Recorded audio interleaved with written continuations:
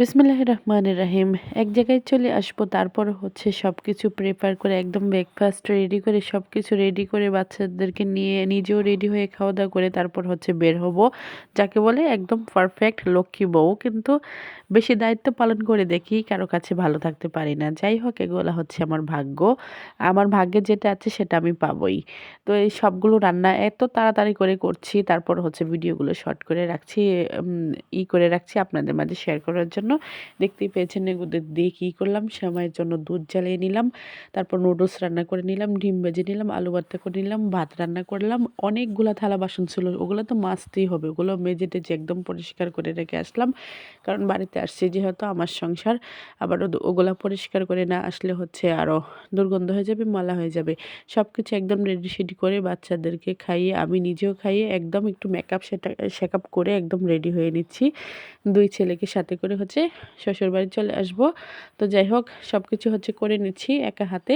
তারপর হচ্ছে আমাকে হেল্প যে করে দেবে, সে হেল্প করার কোনো মানুষ নেই। আমার হাজব্যান্ড একদম সোনায় সোহাগা, কখনোই বাচ্চাদেরকে কোথাও যেতে চাইলে যে একটু রেডি সেডি করা, না, সে কখনোই আগাবে না এগুলো দিয়ে। তো যাই হোক, দুই ছেলেকে রেডি করে আমিও রেডি সেডি হয়ে সুন্দরভাবে হচ্ছে, ছেলেটার পা ব্যথা, পায়ের মধ্যে হচ্ছে পানি হাঁটতে পারবে না, এই জন্য হচ্ছে রিক্সা করে এখন চলে গেলাম সিএনজি স্ট্যান্ডে, সিএনজিতে যাবো বলে। তো সিএনজিতে যাওয়ার পর হচ্ছে এখন হচ্ছে আবার চলে যাব বাসে। আমার ডাবল ডাবল ভাড়া লেগেছে, যেহেতু আমার ছেলেটা হাঁটতে পারে না এই জন্য। তো বাসে চলে গেলাম, আলহামদুলিল্লাহ বসলাম। তো এখন হচ্ছে বাস দিয়ে হচ্ছে যেতে যেতে হচ্ছে একদম মানে একা একা চলাফেরাটা একদম শিখে গেছি। হাজব্যান্ড যেমন এমন এমন করে আমাকে চালাক বানিয়ে দিছে, ভালোই হচ্ছে আমার জন্য। তো যাই হোক, আসলে অন্যের উপর নির্ভর করে চলাটাই একদম ঠিক না নারীদের, প্রত্যেকটা নারীর ক্ষেত্রেই। যদিও আমি কোনো ইনকাম করে না, কোনো হাউস ওয়াইফ, তারপরও আমি কথাটা বললাম আর কি নিজের জায়গা থেকে।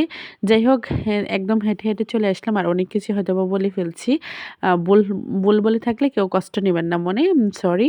তো এখন হচ্ছে এই যে ঘাটে চলে আসছি। আমার পক্ষ থেকে একটা মানে সবার পক্ষ থেকে মনে হয় একটা দাবি, এই ঘাটে যদি একটা মানে ব্রিজ হয়ে যেত, সেতু, তাহলে এই পদ্মা পাড়ের ওই পাড়ের মানুষের, দৌলতদিয়া পাড়ের মানুষের জন্য রাজবাড়ি যাওয়ার পথে অনেক সুবিধা হয়ে যেত। আমার কাছে মনে হয় যারা ফরিদপুর ডিস্ট্রিক্টে আছেন বা অন্যদিকে কুষ্টিয়ার মানুষ আছেন, যোগাযোগ ব্যবস্থাটা অনেক ভালো হতো।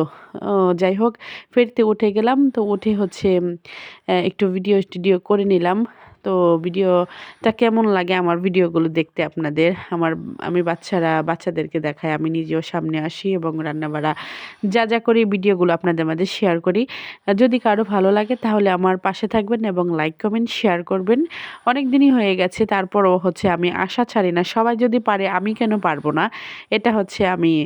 তো দেখতে দেখতে একদম হচ্ছে বাড়িতে চলে আসলাম। বাকি ভিডিওগুলো হচ্ছে আমি পরবর্তীতে শেয়ার করব আপনাদের মাঝে। আজকের মতো এখানেই। আসসালামু আলাইকুম সবাইকে।